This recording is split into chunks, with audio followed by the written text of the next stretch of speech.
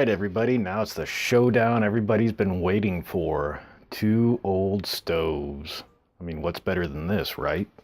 On the left, we have the Coleman Model 530 A46 series, made in the USA. The epitome of everything that used to be made in the US, built to last through the ages. You gotta love this stuff. And then on the right hand side, the lightweight contender is the beautiful, immaculate, well polished, even on the underside, Svea 123 stove. Gonna go on over some of the ins and outs of both these stoves real quick. All right, so some of the biggest key features in between these two guys. Oops, I knocked the tripod there. Is going to be between size. I mean, obviously, as you can see, this one's half the height. Also, and with that comes, you know, almost 2/3 less fuel capacity. Just look at that. Isn't that beautiful? All right. Get that back on there. Now, we've got just straight up beautiful brass. When you look at this, it just reminds you of an old school Deutsch lantern. Sorry, my neighbors are being noisy as hell. So you look at this and you just see, you know, one of those old school Deutsch lanterns. It's just beautiful. Nice, polished, courtesy of this right here. Worked awesome. My Neverdull can, I finally found it. It was rusted and all the Neverdull inside went bad, so chose Brasso. Then we have on the Coleman. This is also brass, but it's nickel plated, wherein adding to the weight, but also adding to overall durability and aesthetics. Gives it a nice silver sheen, you know, pretty rust resistant. Really resilient. This, well, obviously being straight up brass, will tarnish and does require some upkeep. Now, another key feature is the weights. With the pot on this and the tools, this weighs in at 18 ounces even. That's empty, no fuel. Both these weights are. Without the pot, it only weighs 15.5 ounces with both the tools. Whereas this big boy, with both the pots, as you can see here, there's the lid, there's the pot that the body sits in. Comes as all one compact unit. Well, relatively compact, you know, size is comparative. But with the tool and the funnel, which is part of it, everything together weighs 45.3 ounces.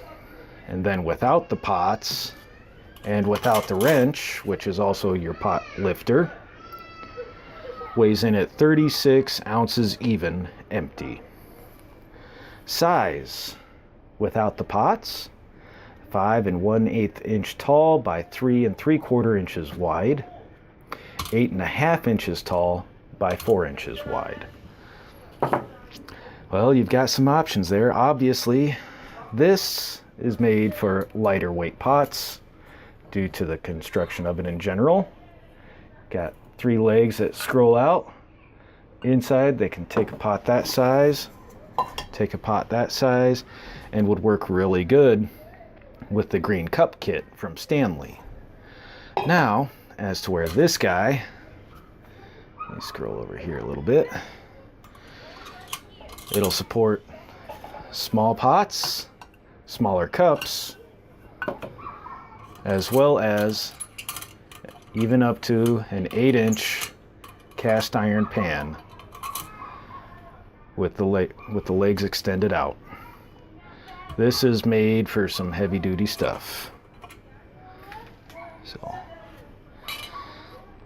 but there it goes. You want weight savings with compact usability, or do you want heavy duty? We Americans have never been known to slouch on the size of certain things in the past, nor do we now, but back when these two were built, those were your options, especially if you wanted something backcountry. Something with 3 times the fuel and more than twice the weight capacity. Something lightweight, good for backcountry. There you have it. Now, since this one's self-priming, this one has the good old classic Coleman pump. Been a stand-up for years. They still use it today. It works. You have access readily to it. As soon as you open it up, yep, it's open. Oh, guess I had it closed. There we go. You go ahead, pump it up to prime it, pump it up again as it starts to die, just to give it your extra power. Whereas this one, self-priming, self-reliant. Light it, turn your key, let it light, let it prime, and you're good to go. This one, the jets, are pretty similar. See if I can get you guys in closer here. As you can see, jet design there, pretty similar as to the jet design here. Get these out of the way, give you guys a better picture here. Bear with me one moment. There you go. Both red brass. This one might be coated red brass. Not quite sure, but didn't really dig too deep into it. It's been used. So is this one. Now comes to other key features. Now this one being self-priming with the jet. You have the lovely little made in Sweden jet tool, which has notches down in here for the key, the pot lifter, and the jet tool. Jet tool is exactly what you think it would look like. Just a little bitty needle on the end there. Now, having had this one apart, this one has a similar jet cleaning tool. However, it's built in. You just rotate this guy around several times. You can get in there.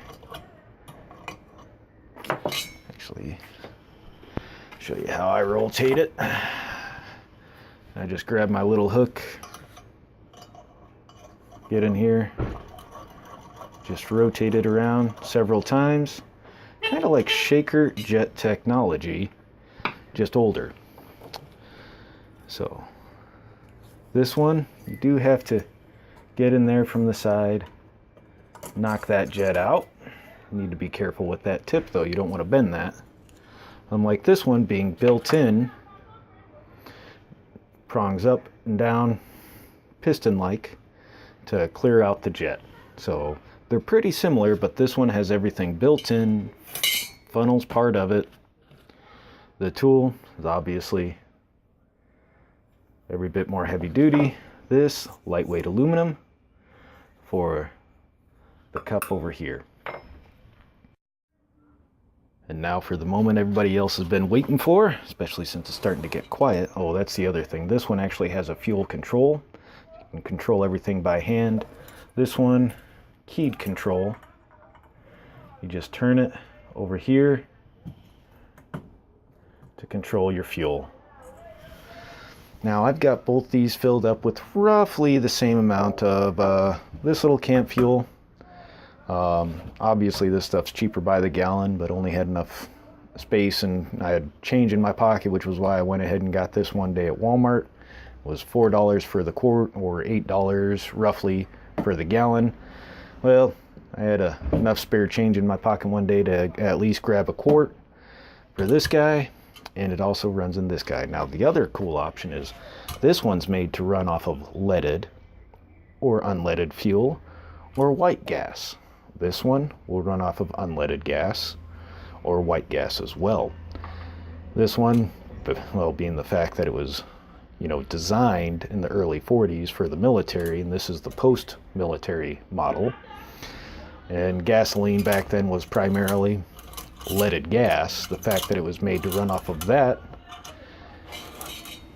hence your little cleaning nozzle here. You needed something to clean that stuff out because it will run dirtier. Standard unleaded as well. In this case, we're just going to use straight up white gas in both of these. I've got roughly the same amount in both these, kind of eyeballed it as far as level goes. So we're gonna get these guys up and running, and so sit tight and enjoy the show. Sorry about that. All right, so I've already got this pumped up, same way you do any other Coleman.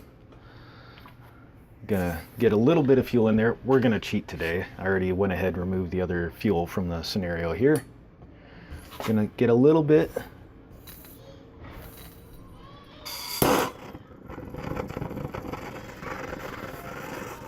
Let that get to priming. And now for this guy.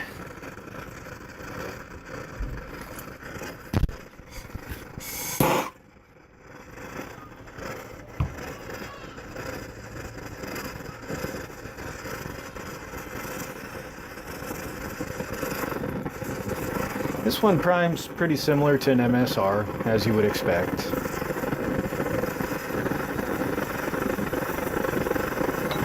We'll go ahead and close that off, let that heat up and prime.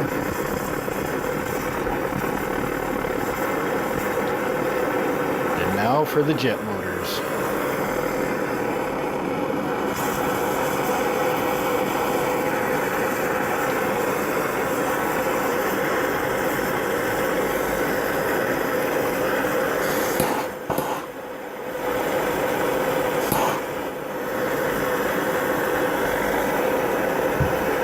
This one being self-priming, is it's kind of a self-wicking suctioning.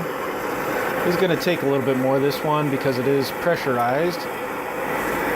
Well, you know how that goes. Standard Coleman technology to go ahead and power this one. And the Svea, it's cranking up a little bit of heat there. See what we can do here. And I've got this one just barely turned on.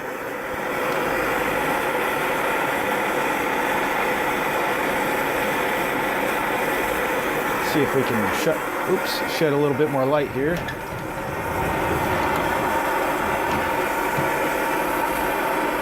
There you go, you can see them both running.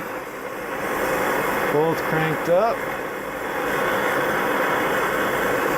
All right. A little bitty powerhouse. This one's obviously cranking up a lot more BTUs. We do have a larger hold on here, let it refocus. Focus. There we go. So we obviously have a larger jet nozzle on this one, or burner lid if you will. Burner on this one is a little bit more compact, but still cranking up some heat. See if we can tune this a hair.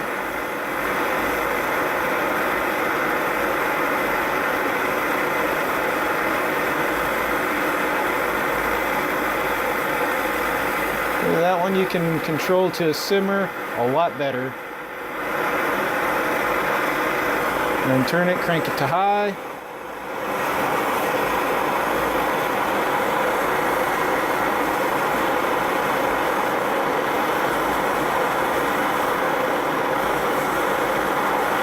Whereas this one's pretty much just one speed.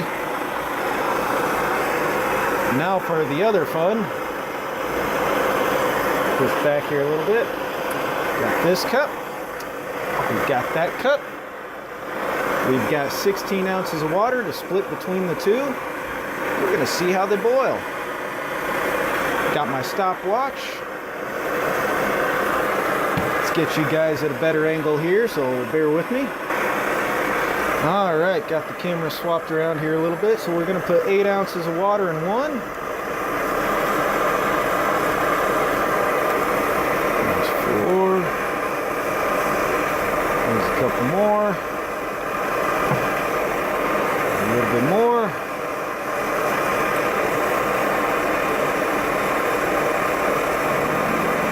About 8 ounces.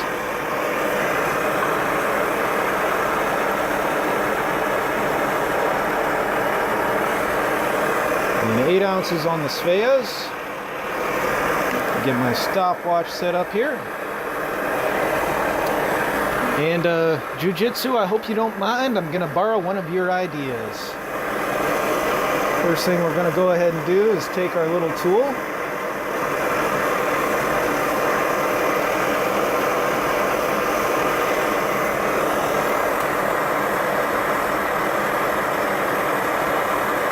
Well, that just kind of wants to stay on there. There's that one.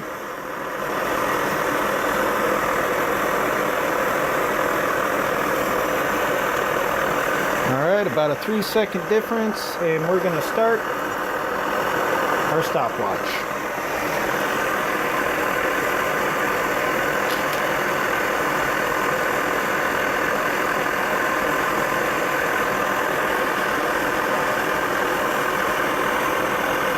You guys a little closer here.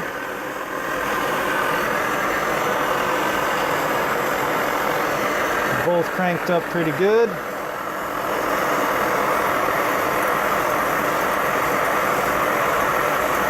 Give this one a few more pumps on the Coleman.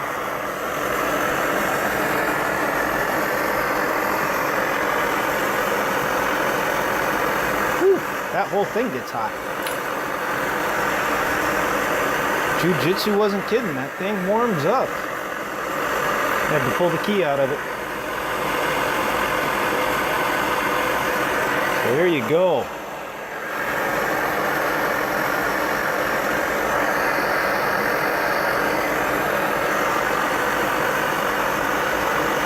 Once that little burner gets going here on the Svea, it's going, it's cranking. Looks like we've got bubbles forming on both of them, and we are minute 20.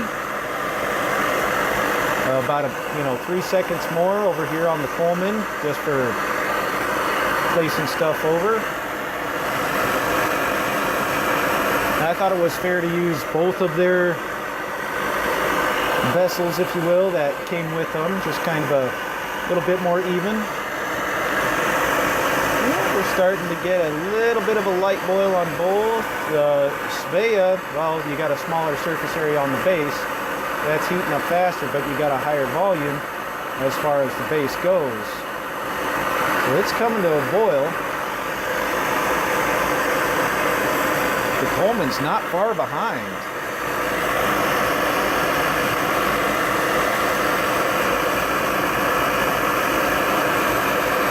Alright.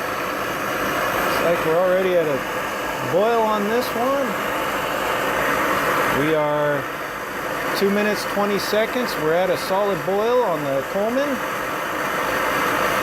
We're at a good solid boil. And the Svea, 13:35, 2:35. 2 minutes 35 seconds on the Svea, 2 minutes 20 seconds or 2 minutes 23 seconds on the Coleman. Had to shut this one down just because it was starting to spatter because of the size of the container. Obviously, size of container here, I can sit there and boil this all day without having to worry about a boil over. Increased surface area. So there's only about a 15-second difference between the two. Yeah, it takes it a second to quit chugging and go out. But how about that? Move you guys back here. I always think it's kind of cool. It continues to chug kind of like a... Oop, there we go. So there you have it. The brass beauty versus the American workhorse. Just takes a while to clear out whatever little's left in there, just kind of like the MSRs. But both very capable old stoves. I mean, granted it was only 8 ounces of water in each one. You know, I don't have, you know, maybe another example would be if I get another stainless steel Stanley green cup set at some point in time. It'd be a good time to do a comparison one with the other with 16 ounces of water and see how long that takes to boil. Somehow, I don't think would take too long. Now both the stoves do heat up. There we go. quite a bit. This one's pretty warm around the base. And so is that one.